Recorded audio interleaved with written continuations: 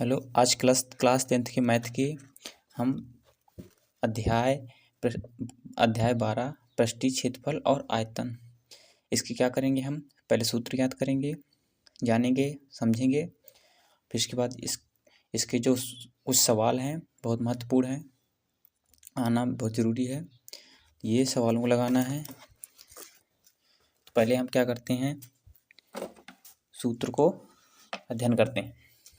इनमें एक है तो हमें मिलेंगे घन के, घन के सूत्र मिलेंगे और घनाभ के सूत्र मिलेंगे। फिर इसके बाद शंकु मिलेंगे क्वेश्चन, बेलन के भी मिलेंगे, गोला मिलेगा और अर्धगोला मिलेगा, इसके सूत्र मिलेंगे। तो पहले क्या करेंगे, हम घन के सूत्र देखते हैं। घन में देखते हैं घन कैसे बनता है। इस तरह का ये क्या बनता है, घन बनता है। घन में क्या खासियत होती है कि इसके जो सभी ये भुजाएं होती हैं क्या होती हैं, बराबर होती हैं। इस तो क्या करूँ, इसकी एक भुजा मान लो, इसकी भुजा ए है, ए मान लिया। तो जो अगर हम जैसे एक सेंटीमीटर मान लिया तो सभी भुजाएं क्या हो जाएंगी, 1 सेंटीमीटर हो जाएंगी। हमने ए माना है तो सभी भुजाएं इसकी क्या है, ए सेंटीमीटर है। अब इसमें एक सूत्र होता है घन का पृष्ठीय क्षेत्रफल। घन का पृष्ठीय क्षेत्रफल होता है 4 भुजा स्क्वायर। तो ये भुजा स्क्वायर है जो है, तो भुजा मैंने क्या मान लिया, ए माना है, तो क्या हो जाएगा 4a स्क्वायर हो जाएगा। तो घन का पृष्ठीय क्षेत्रफल सूत्र क्या हो जाएगा, 4a स्क्वायर हो जाएगा। दूसरा होता है घन का संपूर्ण पृष्ठीय क्षेत्रफल। संपूर्ण पृष्ठीय क्षेत्रफल क्या होता है, 6 गुणे भुजा स्क्वायर। तो भुजा को मैंने क्या माना है, ए माना है, तो क्या हो जाएगा 6a 6a स्क्वायर हो जाएगा। घन का विकर्ण, जो विकर्ण होता है, जैसे कोई मैं यहाँ से ये खींच दूँ, क्या है, विकर्ण हो जाएगा। तो घन का जो विकर्ण होता है इसका सूत्र होता है √3 और भुजा। तो क्या हो जाएगा, भुजा मैंने ए माना है तो क्या हो जाएगा √3a हो जाएगा। अब जानते हैं घन का आयतन। घन का आयतन क्या होता है, भुजा क्यूब, भुजा के घाते 3 अर्थात a क्यूब हो जाएगा। दूसरे जानते हैं घनाभ। घनाभ जो है, घनाभ में क्या होती है, इसकी लंबाई, चौड़ाई और ऊंचाई, तीनों चीज़ क्या होती हैं, अलग अलग होती हैं। तो मैंने लंबाई अगर मान लिया एल है और चौड़ाई बी मान लिया और ऊंचाई को एच मान लिया, तो इसमें जो घनाभ है, इस घनाभ का जो आयतन होता है एल गुणे बी गुणे एच, अर्थात लंबाई गुणे चौड़ाई गुणे ऊंचाई, लंबाई गुणे चौड़ाई गुणे ऊंचाई, ये होता है घनाभ का आयतन। दूसरा होता है घनाभ का संपूर्ण पृष्ठीय क्षेत्रफल। जो घनाभ है इसका पूरा जो पृष्ठीय क्षेत्रफल, सभी जितने पृष्ठ हैं इनको क्या कर लें, जब इन्हें फलक बोलते हैं जो होती हैं, इनके सभी जो पृष्ठ हैं इनका पूरा क्षेत्रफल कितना होता है, पूरा जो घनाभ है इसका क्षेत्रफल पूरा, तो क्या होता है 2 कोष्टक में लंबाई गुणे चौड़ाई प्लस चौड़ाई गुणे ऊंचाई प्लस ऊंचाई गुणे लंबाई। तो क्या होता है, क्या कह सकते हैं, 2 कोष्टक में LB plus BH plus HL। तो क्या होते हैं घनाभ का संपूर्ण पृष्ठीय क्षेत्रफल। अब आगे देखते हैं, ये हो गया। अब देखते हैं घनाभ का विकर्ण। जो विकर्ण होता है, जैसे विकर्ण यहाँ पे क्या, ये भी क्या होती है, विकर्ण हो जाएगी। तो ये जो घनाभ का विकर्ण होता है, विकर्ण का सूत्र होता है √L² plus B² plus H²। L से क्या है, लंबाई स्क्वायर, प्लस बी क्या हो जाएगा, चौड़ाई के स्क्वायर, प्लस एच क्या है, ऊंचाई, तो ऊंचाई के स्क्वायर, लंबाई के स्क्वायर प्लस चौड़ाई के स्क्वायर प्लस ऊंचाई के स्क्वायर, किसमें, √ में।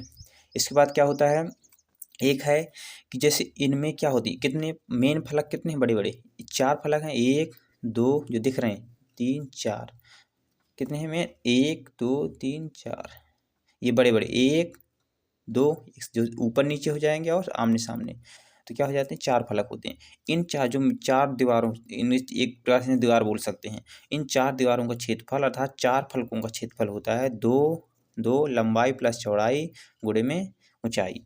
तो क्या होता है, ये इतने सूत्र मिलेंगे आपको।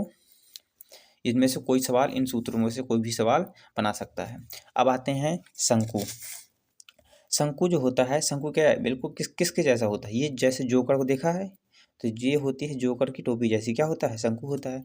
इस शंकु में ये जो होती है, ये क्या होता है, ये शंकु जो जितना तक इसका फैलाव, जितना तक ऊंचाई है इसकी, ये यहाँ से यहाँ तक, ये क्या है, ये इसकी ऊंचाई है। तो ये ऊंचाई कितनी होती है, इसको ऊंचाई मान लेते हैं हम h मान लेते हैं। इसमें एक तिरछी एक ऊंचाई होती है, इस तिरछी ऊंचाई को मान लेते हैं l, क्या मान लेते हैं l। और जो यहाँ पर ये छोटा इस तरह नीचे जो होता है टोपी, ये क्या होता है, गोला होता है और वो वृत्त होता है। तो वृत्त जैसा होता है, तो इसमें वृत्त से ये जो आधा है पूरा तो ये व्यास हो जाएगा इसका वृत्त का, और आधा क्या होता है, हो जाएगा त्रिज्या। तो इसको त्रिज्या को हम आर से डिनोट कर देते हैं। अब जानते हैं इसके कुछ सूत्र। सूत्र में एक होता है शंकु का वक्रपृष्ठीय क्षेत्रफल। शंकु का वक्रपृष्ठीय क्षेत्रफल बराबर होता है पाई आर एल। क्या होता है, पाई आर एल। एल क्या है, तिर्यक ऊंचाई है, क्या है, तिर्यक ऊंचाई है। एल क्या है, तिर्यक ऊंचाई है। और आर क्या है, त्रिज्या है। आर क्या है, त्रिज्या है। अब एक होता है शंकु का आयतन। जो शंकु का आयतन होता है ये क्या होता है, 1/3 पाई आर स्क्वायर एच। एच क्या है, ऊंचाई है, जो ये ऊंचाई है यहाँ से यहाँ तक, ये क्या ऊंचाई है। तो 1/3 पाई आर स्क्वायर एच शंकु का आयतन होता है। एक होता है शंकु का संपूर्ण पृष्ठीय क्षेत्रफल। शंकु का संपूर्ण पृष्ठीय क्षेत्रफल होता है इस पूरा, जब हम पृष्ठीय क्षेत्रफल वक्रपृष्ठीय क्षेत्रफल होता है, इसका मतलब होता है कि इसका जो बाहर बाहर जो एरिया है आए और नीचे का नहीं लेते हैं। जब हम बात हो जाती है शंकु का संपूर्ण पृष्ठीय क्षेत्रफल की, तो इसमें हम पूरा नीचे भी ऊपर भी पूरा ले लेते हैं। तो क्या होता है इसका सूत्र पाई आर कोष्टक में आर प्लस एल। क्या होता है, pi R R plus L, ये होता है। ये शंकु का आयतन हो चुका। इसके बाद शंकु का तिर्यक ऊंचाई, ये जो तिर्यक ऊंचाई है इसको किससे डिनोट करते हैं, एल से डिनोट करते हैं।